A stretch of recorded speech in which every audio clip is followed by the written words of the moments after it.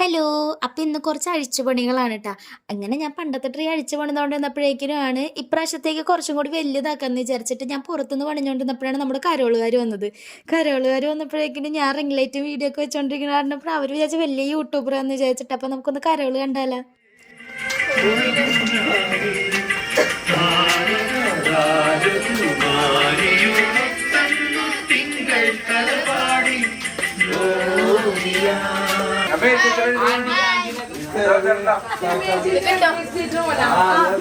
Happy Christmas Sarah.